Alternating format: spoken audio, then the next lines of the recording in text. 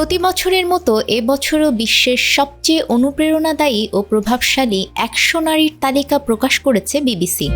মঙ্গলবার প্রকাশিত 2024 সালের এই তালিকায় স্থান পেয়েছেন বাংলাদেশের রিক্তা আক্তার বানু, যিনি পেশায় নার্স এবং বিশেষ চাহিদাসম্পন্ন শিশুদের জন্য স্কুল প্রতিষ্ঠা করে প্রশংসিত হয়েছেন।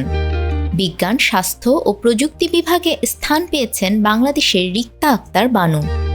বিবিসির এই তালিকায় বিশ্বের বিভিন্ন প্রান্তের এমন নারীদের স্থান দেওয়া হয়েছে যারা তাদের কঠিন পরিস্থিতি ও প্রতিবন্ধকতা সত্ত্বেও সমাজে গুরুত্বপূর্ণ পরিবর্তন নিয়ে এসেছেন।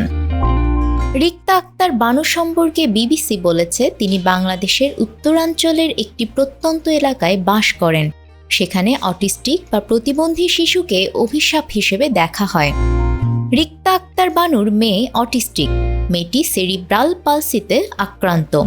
রিক্তা তার এই মেয়েকে স্থানীয় প্রাথমিক বিদ্যালয়ে ভর্তি করাতে গিয়েছিলেন, কিন্তু বিদ্যালয় কর্তৃপক্ষ মেয়েটিকে ভর্তি করতে অস্বীকৃতি জানায়।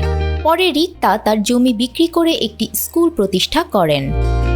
রিক্তা বানুর লার্নিং ডিসএবিলিটি স্কুলে এখন 300 শিক্ষার্থী আছে। স্কুলটি প্রতিবন্ধিতার বিষয়ে সমাজের দৃষ্টিভঙ্গি বদলে ইতিবাচক ভূমিকা রেখেছে।